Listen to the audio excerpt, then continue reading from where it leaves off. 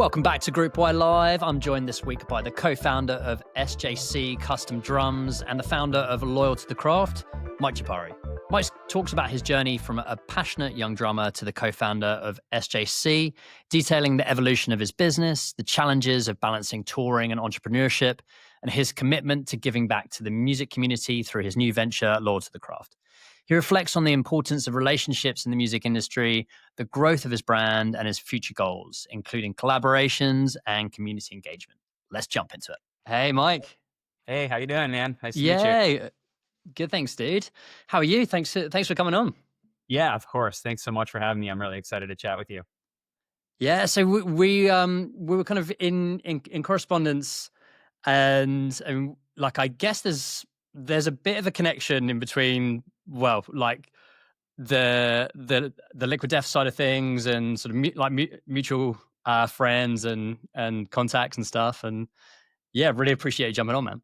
Yeah, no, for sure. I've been a big fan of what you've done. Obviously, the Liquid Death collab that we did years ago, and just following what you guys are doing at Group Y, and just a huge fan. So I'm really stoked to connect with you for sure. Nice. And I'd love to jump back, if that's okay with you. I mean, just before we went live, we were talking briefly about Warped Tour and how it all kind of started. Because you and your brother, you were pretty young, right? You're kind of like 14, still in school.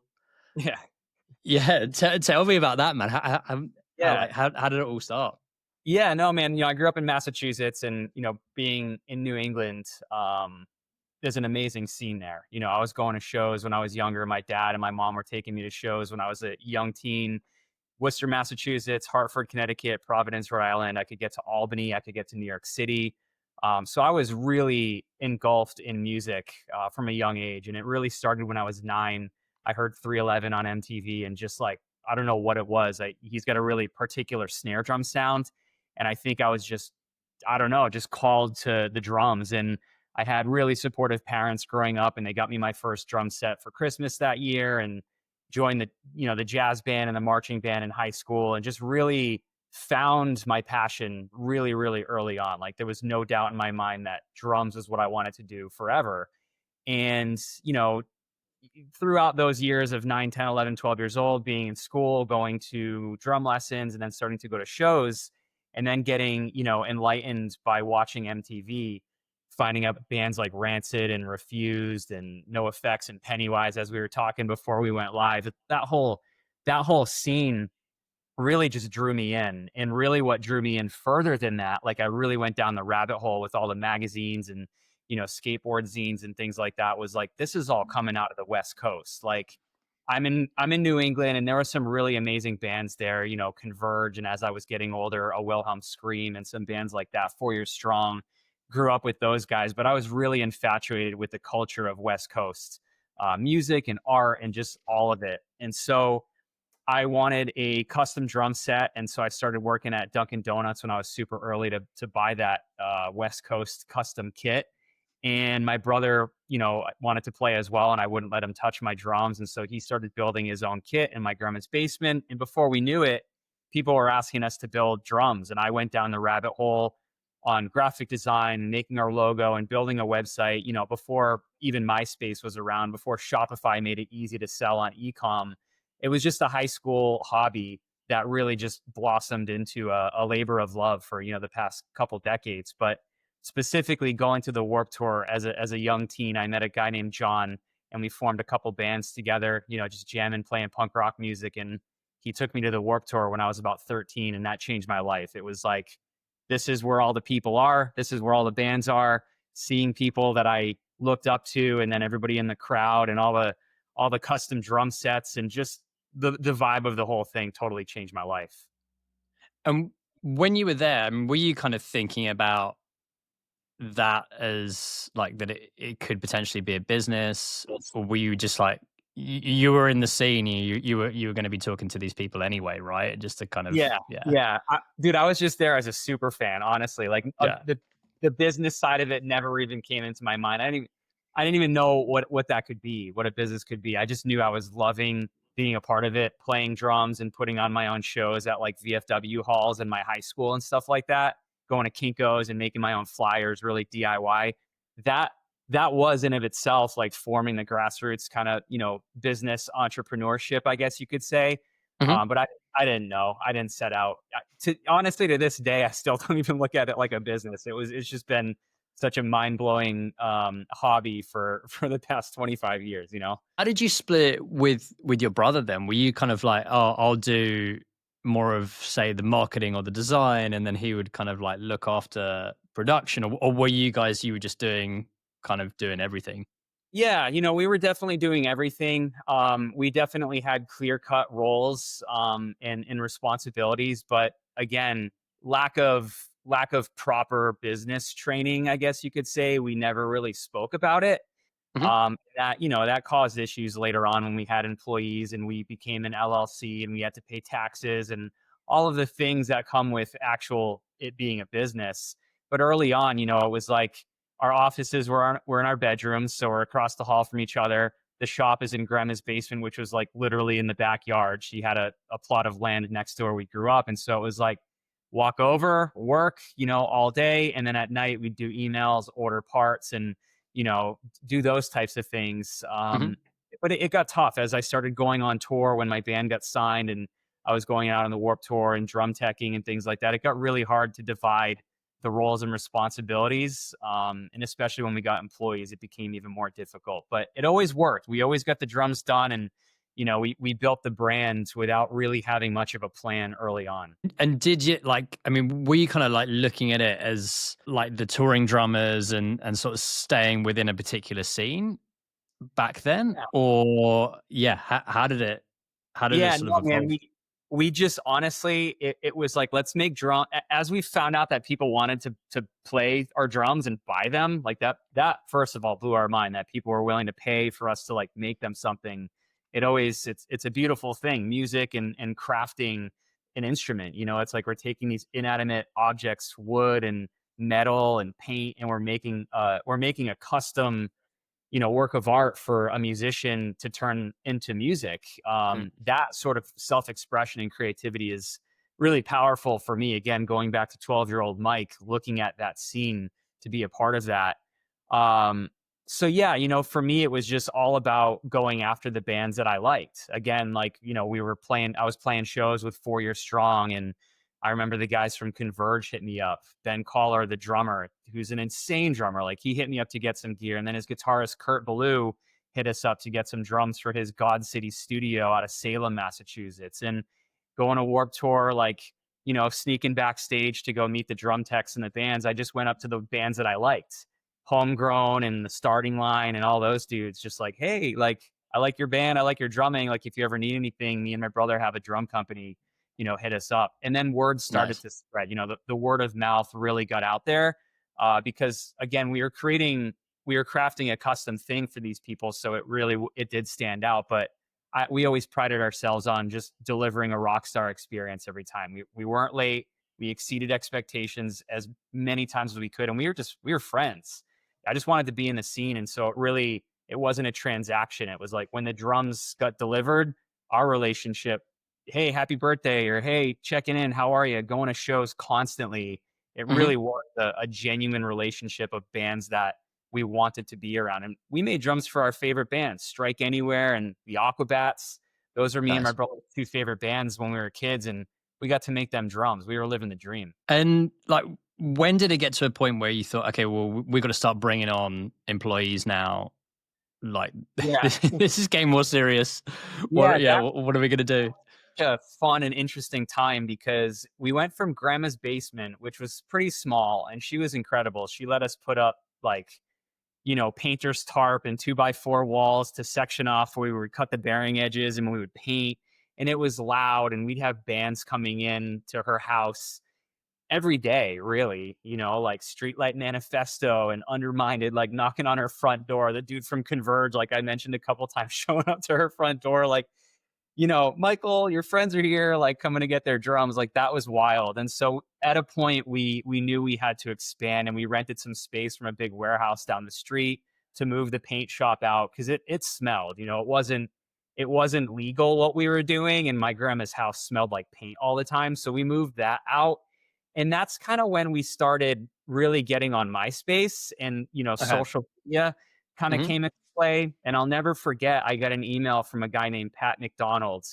And he's one of my best friends to this day. He emailed me. He's like, "Hey, I go to Nichols College, which is just up the street from my grandma's house." He's like, "I see what you guys are doing. Like, how far away are you from Nichols? Can I come buy some drum parts and, just buy a head or something?" So we said, "Yeah, sure. Come down." And he came down and we met, and he was awesome. And he never left. He just swept the shop, and then eventually started helping us assemble drums. And Pat was our first like official, unofficial employee. He just worked for free for that summer. And then when he, was back at school, he'd come and help us at night and then do drum deliveries with me. And he was our first guy. But then it really started to spiral out of control when Panic at the Disco played on the MTV Video Music Awards in like 2005, I think, Okay. 2006 maybe. That's really when people around the world really started to find out about us. They needed drums in Europe, so I had to find how to get drums in London for them to do a performance, and in the UK and on MTV in Paris. And that really made the world a lot bigger for us. And so my brother was student teaching and brought a guy named Josh Byrne in to work. And at one point we had like 25 employees, like friends of ours, people from town, my mom, my sister. It really was like a bustling workshop. And my brother and I were looking at each other like, what are we doing? Like, these people need to get paid. Like, how do we do that? So we brought in a bookkeeper. And it was just like my early 20s was it was stressful, but also like just so wild, formulating that foundation without knowing really what we were doing. Were you going on tour during that time as well? Yeah, oh, I was on a plane every week. Like, I was in a Okay. band. We were signed to Nitro Records, so going back to Hmm. the West Coast kind of dream for me. We were making drums for a Wilhelm Scream, and they were on Nitro, and the Aquabats were on Nitro, and Rufio and AFI and all my like favorite West Coast bands. And so I networked my way into the A&R there, and Dexter Holland signed us. So we were on tour, going to Europe and Japan and Australia all the time. So I was, this is even before really Wi-Fi was a thing. So I wasn't sleeping much. I was just like working constantly and just networking and building the brand. Yeah. And were you kind of like confident with everyone back at the warehouse? It would have been just like sending emails Yeah.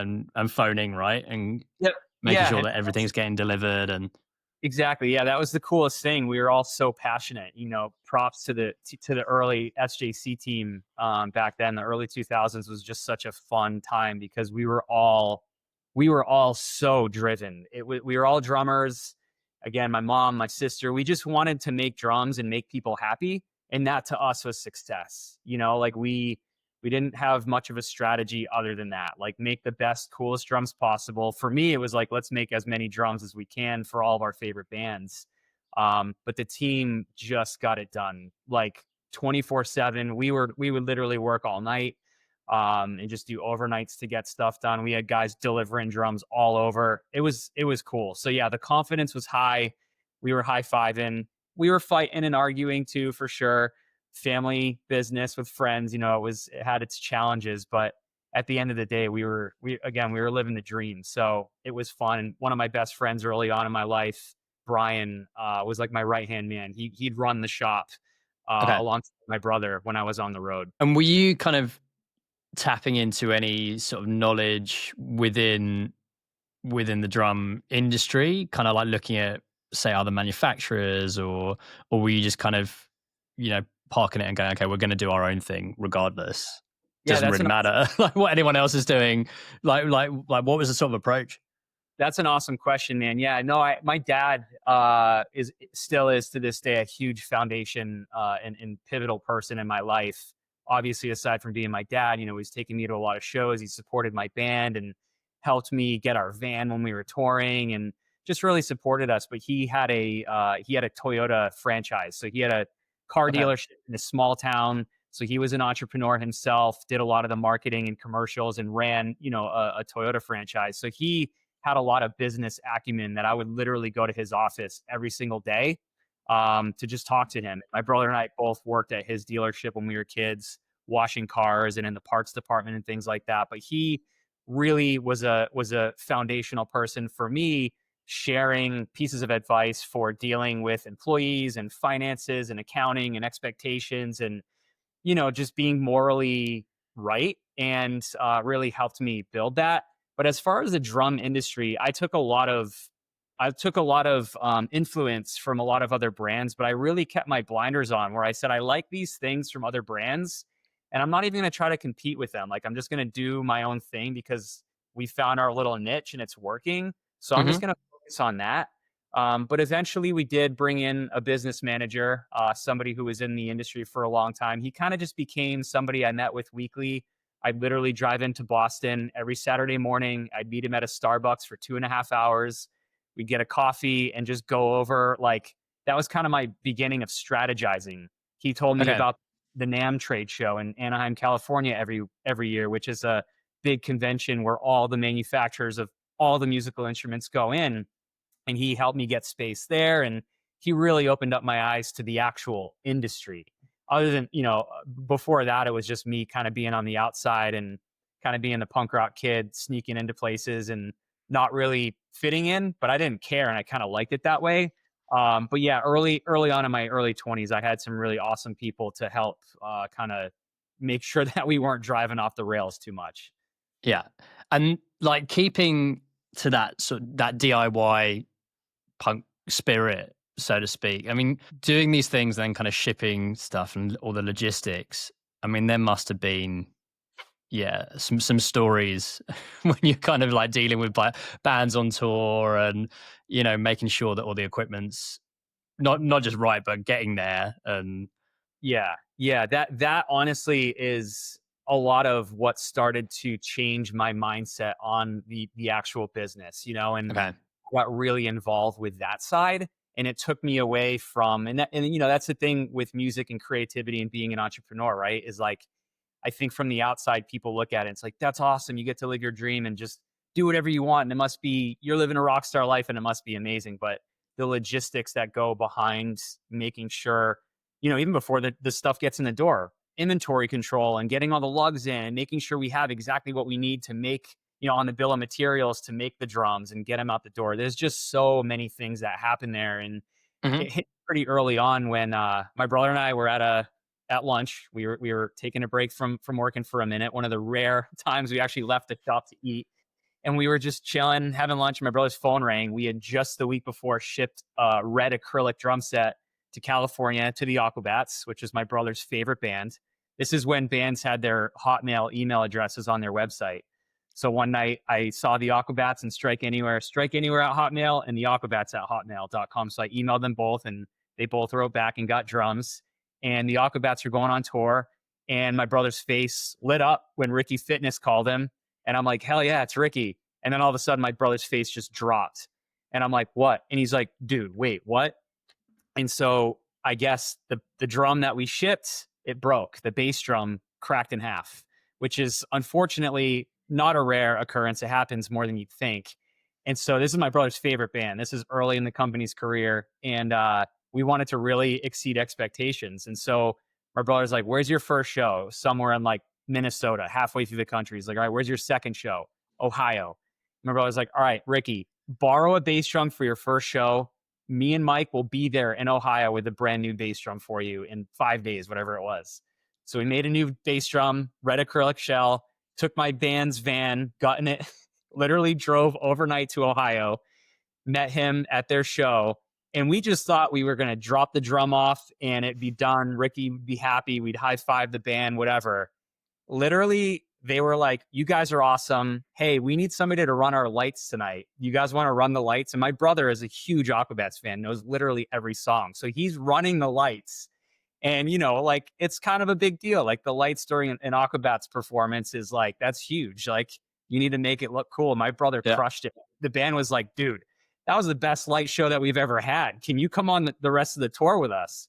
My brother's like, I can't do that. But like, you guys got a week until you get to Boston. So we'll follow you guys to Boston. So we went on tour with the Aquabats for a week. When they played Boston, they all slept over my parents' house with us. We had a literal pizza party, pool party with the Aquabats in my parents' backyard.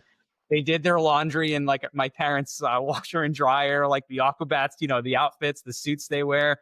That for me and my brother was like, we could stop now and just That's die it. happy. That was the best, dude. So I have found that when you're passionate about something and, the inevitable thing happens, like a bass drum breaking or things not going according to plan, because that's just business and that's life. When you're passionate about it, you can find ways to like turn it into a positive, and Mhm.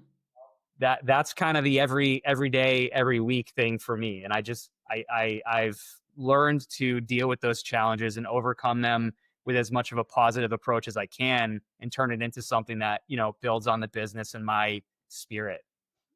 Nice. And would that did that then kind of lead into doing drum tech for, I mean, you were kind of doing this for like some pretty big bands at the time, Jimmy Eat World, Rancid, Yeah. Newfound Yeah. Glory. Yeah, that was like I don't even know, honestly. I always liked drum techs. I was always really into the logistical side of business. And when we would deliver drums, it was always like, hey, like introduce me to your drum tech and the guitar tech and your manager and your tour manager. Like, I want to know everybody. It's networking, Yeah. it's really, yes, it's getting SJC and the brand out there in front of people more, but it's also, I'm just, I'm making friends, and I'm finding ways to grow the brand. The more people that Mhm. know about me and what we do, the better. And so I always thought it was awesome, drum techs. Like as a drummer, I was always dreaming of having my own drum tech, and I just thought it was a cool part of the ecosystem of music. And so it was Brandon Steinecker, the drummer for Rancid. He called me one night, and they were going on tour with Blink 182 in an arena tour. He had just gotten SJC drum set. I was friends with him for many years, and he was finally like, "Hey, like I want to join the SJC family." We made him an incredible Dexter themed drum set, and something happened with his regular drum tech where he couldn't make it out for that arena tour with Blink. And so I'll never forget. I was leaving a show in Boston, and he called me, and I was like, "What's up, dude?" And he asked me. He said, "Hey, you want a drum tech for me? Like, I'm pretty simple. I don't have any backing tracks. I just have a microphone and my drum set. You just gotta, change the head, set it up. You're in the bus. Let's go." And I said, "Dude, yeah, for sure." So that was the beginning of me, doing that. And what a way to jump into that world! Like just thrust into being on a bus with Rancid, walking on the bus and saying good morning to Tim Armstrong and Lars and Matt, wild. And on a Blink 182 tour, that was an experience I'll never forget. And that kind of just parlayed into other people knowing that I could do that. Mhm. So hard, touring with my band, building the business. I had a serious girlfriend at the time. And, then it came, Cyrus from Newfound Glory hit me up to do a couple one-off gigs with him. And I was getting married, so I was like, I need to make some extra cash to go on my honeymoon. So Newfound Glory took me out, and Jimmy Eat World then right after that. And it kind of just spiraled into people calling me for like a fill-in thing. So I was like, I don't want to do this. I don't want to do this all year or have to be on retainer or that be my only thing. But I was loving just flying out to Belgium to do Grows Rock, for Yeah. Rancid or Goldfinger or whatever. So yeah, that was a cool time. But I kind of gave that up when I was out with Newfound Glory. I got a little PTSD. A speaker fell off the stage and knocked my two front teeth out when the band was playing. So I was like, this isn't for me anymore. I'm gonna stick home and just do the business stuff now. Kind Yeah. of happy after that. And did you sort of find, I mean, like with all the stuff you were sort of saying before, that passion or that thing, if you're constantly doing it, if it's too much, would you, or if you have family, if you have kids, would like with the priorities, were they shifting a little bit? Do you reckon Yeah, then? definitely. Yeah, when my wife and I were starting to try to have a baby, I was like, I can't tour. I was still in the band No Trigger. They were going to Europe, and it was really fun. And those were really amazing times of my life, but it wasn't ever at that level of like being super sustainable, like financially, where at that point in my life, I kind of had to start looking at that side of it, Hmm. starting a family, got a house, the business is really cranking, and it's not just me and my brother anymore, not knowing what we're doing. Like we actually have a P&L, we've got strategy, we've got a lot of people that depend on decisions that I make. I can't just be flying around and, playing punk rock shows at that level anymore. Not to say that it can't be done. I'm sure that it can, but my personal priorities definitely shifted. So I left the band, focused on just staying home, and ultimately just made the decision to be in the factory and just doing that. I was able to kind of shift all of the things that I had my hand in and just say, I'm just doing this now. Yeah. And it was time for sure. Mid Yeah. 30s, I had done a lot of traveling and I had seen the world more than I ever thought I would in my 20s. And I lived it and kind of hung up that hat. Yeah. And so now, I mean, it's sort of it's been like 25 years that you've been running the company, you guys. And yeah, I mean, what have you kind of like, if you sort of like look back on, or if there's some things now that you're like particularly proud of? I'm sure there's like a whole bunch, like a whole ton, but sort of like looking at it, sort of where it's come and then where it's going to go. What do you want to sort of focus on now? Yeah, no, it's the labor of love. I've lived my dream, like I remember very vividly seeing when I was maybe 15 or 16 years old. I was in Hartford, Connecticut, again, going to all the Vans Warped Tours and going to shows, especially at the outdoor amphitheaters, like seeing bands play a massive show like that. Hmm. I saw Green Day and Blink, and just watching Green Day, looking at Trey Cool playing the drums, I was like, that guy's awesome. Like, I would love to meet him one day and like give him a high five. And looking back to that moment and my passion of drums and wanting to be in a community, right? Like, I got a custom drum set from the West Coast company I was mentioning earlier, and it didn't, it wasn't what I imagined. I got the drums and that was it. The transaction was that, it stopped there. I wanted to be part of that community. I wanted to be a part of that scene that I was so infatuated with from across the country. And that didn't happen. Right. And so when I ultimately got to make drums for my favorite bands and then got to meet Trey Cool from Green Day, I mean, Trey came to my wedding. I went to his wedding. Like, my wildest dreams were that there was no ceiling. It was like just the Aquabat story and just all of the people that I was able to meet and be a part of. Like, it really showed me deep down that, like, you work hard, you create a blueprint for what you want to do, and you manifest it and you work hard, good things will come, and your dreams will happen. And that really blew my mind as SJC Drums became a brand and started building community with kids around the world. And the relationships that we would have with the kids and their parents, and then their teachers at School of Rock, and all of these, organizations that I got to be a part of, that was and still is the crowning achievement of my career, still to this day, and I'm sure will ever be. And I started this brand called Loyal to the Craft that was born about 8 or 9 years ago when I went to China with Frank Zumo from Sum 41, and we did a clinic tour. And it was, it opened my eyes to that community of like, this is really important and powerful, bringing an influential musician and putting them in front of kids, the youth, and connecting them. Hmm. Came back from that, and from my story of sneaking into the Warped Tour, I became friends with Kevin Lyman. He linked me with Steve Van Doren over at Vans, and Vans supported the whole endeavor of Loyal to the Craft, where I said, I want to go to schools, I want to bring drummers and do a clinic, but I also want to do a big meet and greet, and I want to provide these kids with resources and encouragement to show them that they too can find their passion and turn it into a career of their dreams. They can chase it and make it happen. I'm living proof, and these musicians that I'm bringing in are living proof as well. And so that really is the pivotal point for me, of like, drums were the vehicle that made me that got me into the industry and that helped me see that. And now it's all about giving back to the next generation and connecting with the youth. And initially, kind of starting with the community through drums, and then kind of and then just giving back that way, right? Exactly. And what like what's the sort of, is it then kind of looking at like looking at the business or looking at that brand and kind of going like, is it sort of taking on like a media approach or events or like a combination? Yeah, definitely a combination. SJC is its own thing. SJC will always be that. Like, it's a Yeah. it's a custom drum brand, making drums for drummers, and supplying a piece of art that is a literally a component of self-expression in the music industry. That's always going to be that. Loyal to the Craft is a media. We do podcasts, we do master classes, again, providing these resources. And we've got a whole library of content that we haven't even at this point launched yet. We're sitting on Hmm. a bank of content with, these influential musicians, and, creating that resource for kids and parents to be a part of. But really it's that event piece. We're a bolt on. We want to be in real life. We want to be at the Vans Warped Tour. We've got a big activation at the 3 Vans Warped Tours this summer coming up.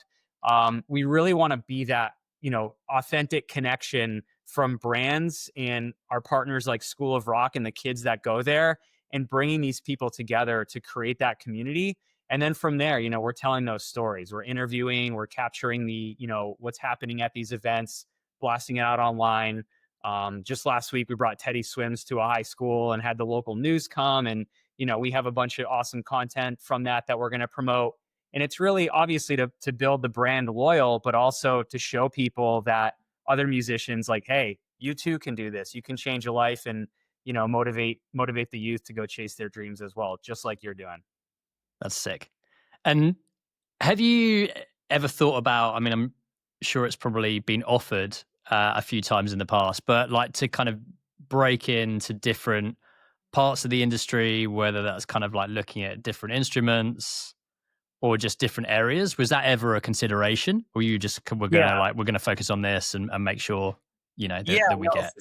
For sure. Early on, when I had like the typical entrepreneur, like shiny things, scope creep kind of thing, I was all over that. I was like, man, we need to make balls and drumsticks and heads and hardware and guitars and cajones and all of it. But it's really difficult running a small niche brand like that as it is. And it just all became a little bit of a distraction, where we decided, we got to do one thing and do it really well. Now with Loyal, we're doing different collaborations. Like we work a lot with other brands, and we're working a lot with the Ernie Ball team. They're really good at guitars. And so it's like, Nice. This is kind of my way to scratch that itch of being part of the other, musicians in the band, but not having to worry about the manufacturing that goes behind it. Like they do it really well. Why compete with them?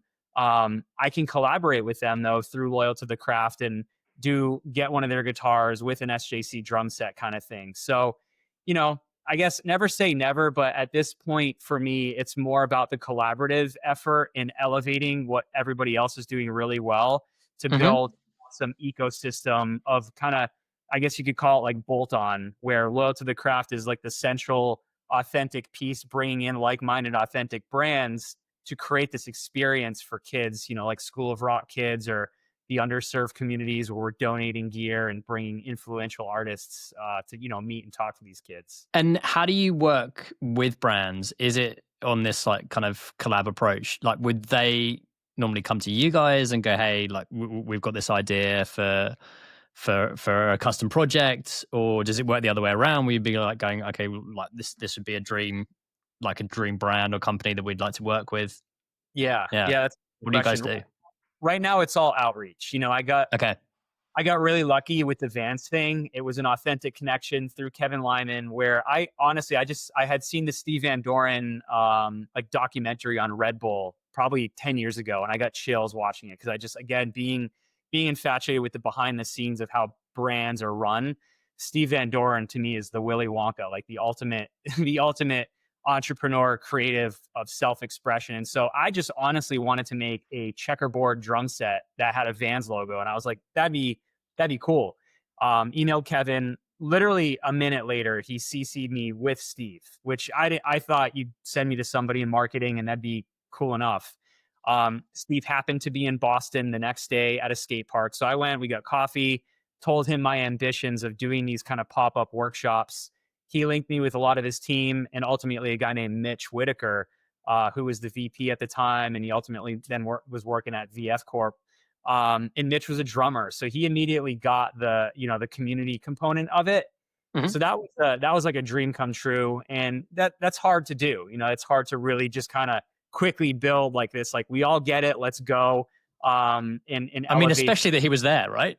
Sorry, Yeah, sorry for cutting in. I mean, just that, yeah, like that's wild that he's going to be he's going to yeah, be in town and you can go and see him the next day. So I mean, sometimes these things they're sort of meant to happen, you know? Like, exactly. Yeah, yeah. I'm a big manifester. Like, I feel like there's a big component of putting it out there in the universe, and but also like doing the work. It's like you gotta put the work in and be patient. But that one was just like a dream come true. It was like a perfect boom. Yeah, a lot of it now is outreach. I'm using a lot of my network that I've kind of amassed over the last 25 years, and trying to figure out the most authentic people and brands that we want to work with. And the hope and the goal is that eventually brands are reaching out to us and saying, "Hey, we like what you're doing. You're truly connected to the youth. We have a really powerful give back mission behind what we're doing." So we're hoping that brands reach out, and we can connect that way. And like I said, we're just maybe 4 months into kind of building out Loyal to the Craft really, and telling the world what we're doing. We just maybe 2 weeks ago started posting some of our real content that we've been sitting on. And after the Warped Tour activation, in just a couple weeks, 3 weeks from now, more and more people will see what we're trying to do, and so mhm. hopefully that will be a magnet to showing other brands what we're all about. Awesome. And will that be the biggest focus for the summer, or like have you got any other projects that you can talk about sort of after that? Yeah, no, we've got a lot of really cool stuff. We've got the Warp Tour. We've got a bunch of local stuff that we've got going on. I'm bringing an incredible drummer here, and we're doing. I'm obsessed with like the Ken Block Gymkhana style content. Mhm. This Red Bull way outside the box kind of video production of like, wait a second, why did you do that? So we've got a really cool shoot right after Warp Tour.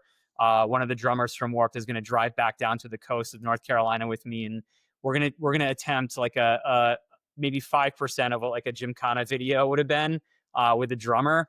And then we're doing a lot of different keynote panels, with other like-minded musicians to kind of showcase what it is to break into the music industry. Big festival we're planning in November.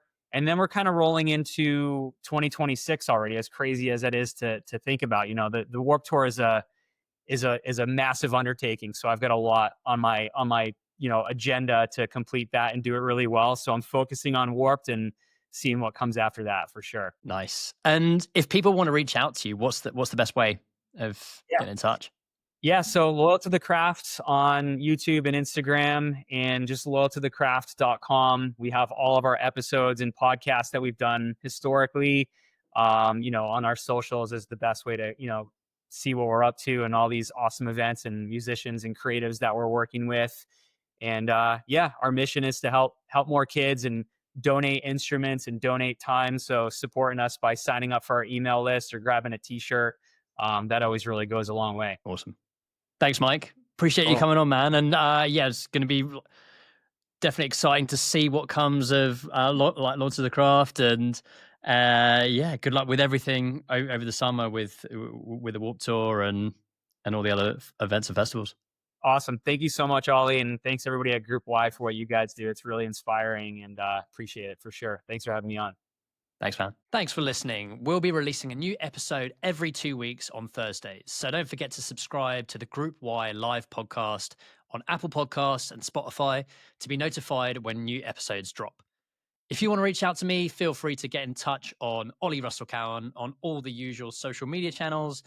To find out about what we have going on at Group Y, hit up the website groupy.co to see our events, latest episodes, talks, and loads more.